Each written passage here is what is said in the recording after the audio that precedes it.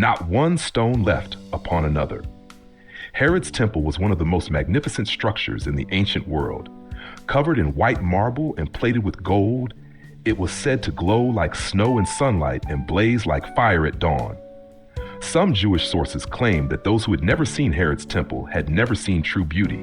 It stood atop Mount Moriah, elevated on a massive platform the size of 35 football fields, far larger than Solomon's original temple. Herod doubled the area of the Temple Mount, expanding it with colossal retaining walls, some of which remain today. The stones used were so large, some over 40 feet long and weighing hundreds of tons, that modern engineers still wonder how they were set in place. The entrance gates were framed with Corinthian brass that outshone gold. The courts were lined with colonnades of white stone. Inside the inner sanctuary, the temple stood nearly 15 stories high. According to both ancient eyewitness accounts and modern archaeological studies, some of the exterior was overlaid with gold so pure that when the sun struck it, people had to look away. This is what made the disciples marvel.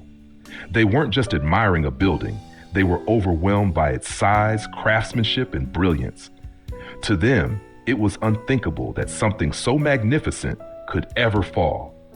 But Jesus wasn't impressed. When his disciples pointed out the grandeur, he responded with a prophecy that must have seemed impossible at the time. Truly, I say to you, there will not be left here one stone upon another that will not be thrown down. Matthew 24:2. And he was right. Less than 40 years later, in AD 70, the Romans reduced it to rubble. Fire consumed it. Stones were pried apart, gold melted into the cracks. The platform remains, but the temple itself is gone. Not one stone was left upon another. It had only stood for about 85 to 90 years. That's how long one of the world's greatest architectural wonders lasted. Built by man, admired by nations, destroyed by judgment. Herod didn't build it to honor God.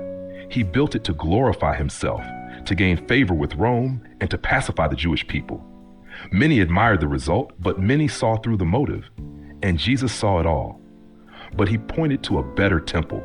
Destroy this temple, and in 3 days I will raise it up.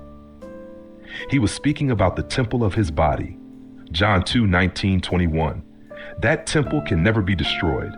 The temple of Herod was built with dazzling beauty. The temple of Christ was raised in power. One was reduced to dust. The other will never be torn down. What does it mean for you today that Jesus himself is the true and indestructible temple? Share your reflections in the comments. We'd love to hear from you.